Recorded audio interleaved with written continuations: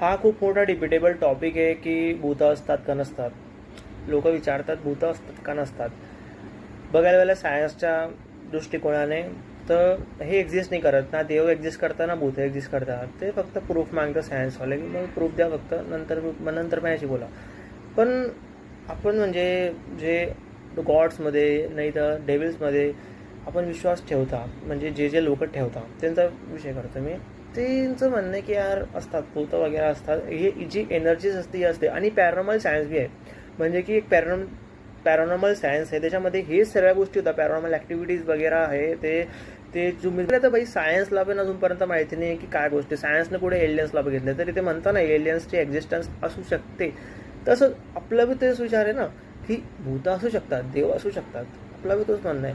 पण यार सायन्स त्याला नकार देऊन देते पूर्णपणे. आय थिंक मला काय वाटतं की असं काही असू शकतं की ते सायन्सनं अजूनपर्यंत डिस्कवर केलं नसेल. सायन्स डायरेक्ट डिनाय करून टाकते की नाही यार भूतं वगैरे देव काही असत नाही.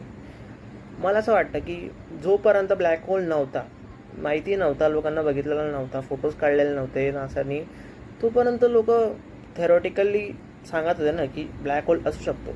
आता लोक म्हणतात की व्हाईट होल बी असू शकतो. तर भाई तुम्ही काढताय ना यार थेरॉटिकली गोष्टी, तसं असं बी असू शकतो की भूत प्रेत वगैरे देव वगैरे असं बी असू शकतं. पण सायन्स त्याला पूर्णपणे डिनाय करून टाकतं. सायन्स मागते प्रूफ, भाई प्रूफ दे नंतर मी शिकू.